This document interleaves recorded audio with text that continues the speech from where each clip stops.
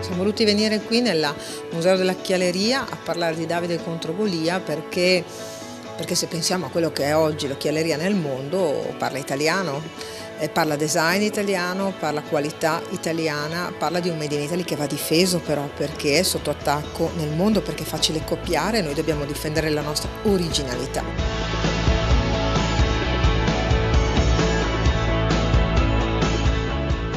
7 incontri, 7 tappe diverse. I protagonisti questa volta sono loro, gli imprenditori.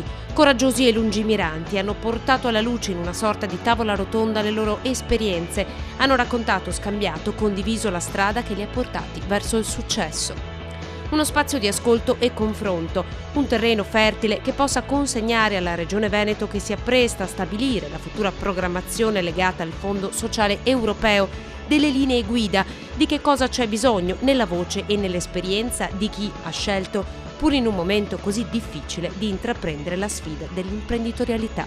Quando ci concentriamo più sulla soluzione che sul problema, quando pensiamo di essere parte della soluzione più del problema, allora ne viene fuori qualcosa di buono.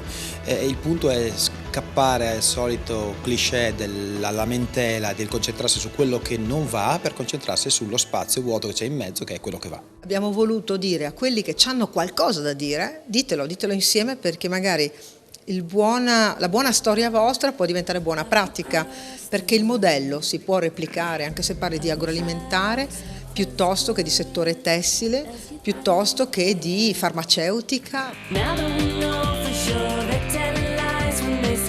Perché metterli insieme settori ed esperienze così diversi?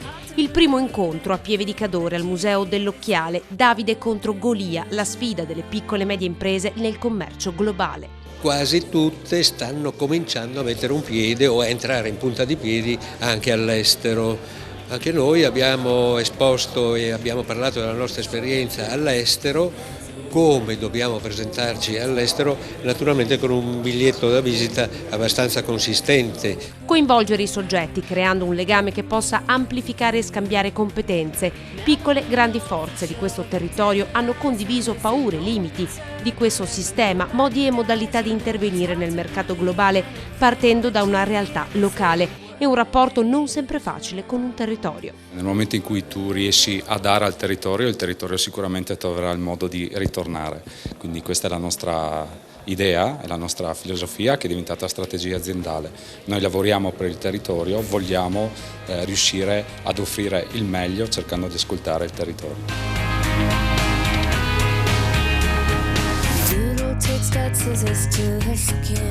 Alcune aziende hanno scelto la strada della rete d'impresa, altre si sono create delle nicchie di mercato con prodotti ad alto tasso di innovazione, altre ancora hanno saputo sfruttare il passaggio generazionale come un fattore di svolta. Abbiamo sentito gli imprenditori chiedere maggior supporto alle istituzioni, maggior supporto allo Stato, non sentirsi costantemente braccati per qualche motivo strano che va dalla tassazione alla mancanza di servizi, e quindi anche una rivalutazione del ruolo dell'imprenditore. L'imprenditore è uno che ci prova.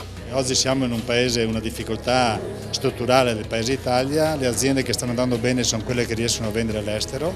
Abbiamo anche ascoltato che comunque anche per l'estero diventa territorio. Io mi insedio in una zona e lì devo creare valore aggiunto. Quando io creo valore aggiunto, non solo qua ma anche là, ho un risultato doppio. Se io vado lì solo per rubare o per prendere e non dare, alla fine vengo cacciato, perché questo è territorio. Davide lotta contro Golia a mani e braccia nude, le sue armi sono nella mente, nella capacità di creare, prevedere, guardare oltre, coinvolgere, saper usare in maniera efficace gli strumenti, come realizzare margine, esiste una creatività che fa la differenza, come sfruttarla al meglio, come selezionare nel modo giusto il team e veicolare il brand. L'esigenza della formazione, l'esigenza di creare squadra, l'esigenza di dare il valore alle persone che collaborano all'interno delle nostre strutture, creare creare rete, condividendo i punti di vista, condividendo gli obiettivi, condividendo tutto quello che possiamo condividere. Significa esportare un modello che all'estero, specialmente in Germania o anche in Austria, piace il modello italiano, però il valore aggiunto deve essere necessariamente la ricerca. Il cliente al centro, i dipendenti coinvolti sposano la causa dell'azienda ed anche chi sta sul gradino più alto della scala dirigenziale lavora per far conoscere il suo brand.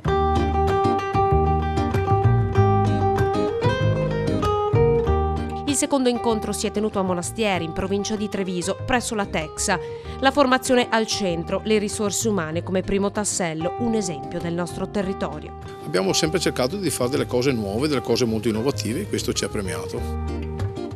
Hey baby. Noi puntiamo molto su risorse umane del territorio, noi non abbiamo mai delocalizzato, ma puntiamo con le persone che abitano vicino alla nostra azienda e cerchiamo a questi dipendenti di creare un'atmosfera aziendale che li mettono nelle condizioni di pensare che qualsiasi cosa che fanno lo facciano come fosse la propria azienda. Un confronto creativo capace di portare nuove idee. Ogni riunione prende il via dalla testimonianza significativa di un personaggio del mondo dell'imprenditoria che racconta il suo percorso personale e professionale. Anche l'azienda più bella ha bisogno di sapere e di avere spunti anche dalle altre.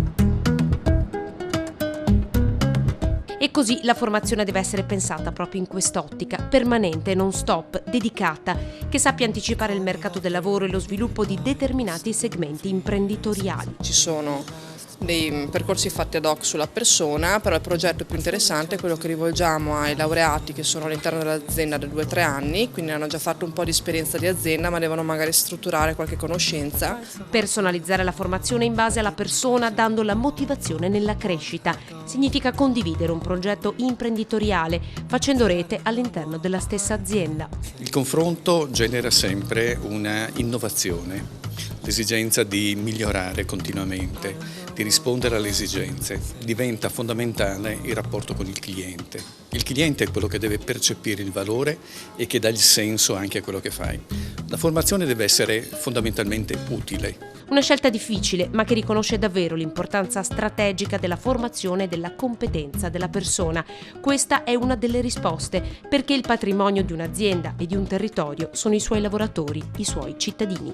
Noi dobbiamo lavorare sempre di più in ottica di sistema. Questo è il vero problema, perché le competizioni che ci aspettano sono competizioni tra sistemi. Attualmente quando ti rendi conto che sei troppo piccolo per affrontare un problema da solo, riesci a comprendere il valore del fare le cose con gli altri, a volte anche per gli altri, e quando ti vedi come parte di una comunità che ha un destino comune, quindi in cui necessariamente il tuo bene è anche il mio bene, anche a volte a costo di un passo indietro da parte di ognuno di noi, un piccolo passo indietro per farne uno più grande tutti quanti assieme, ecco che allora salta fuori il meglio di noi. Io credo che il piccolo grande eroe del nostro tempo è proprio chi fa impresa. Oggi chi è Davide contro un mondo globalizzato, pesantissimo, violento a tratti, dove l'impresa italiana riesce ad eccellere.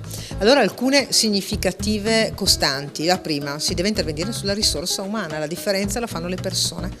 E le persone la differenza la fanno non solo per un dato di creatività e di emozione personale, ma perché si formano e questa formazione è dedicata. La seconda è che si deve provare uno dei limiti è quello che manca un sistema paese, quindi si deve provare a stare insieme e si deve pretendere che l'Italia, che nel mondo è ben riconosciuta e riconoscibile, provi ad accompagnare le proprie imprese.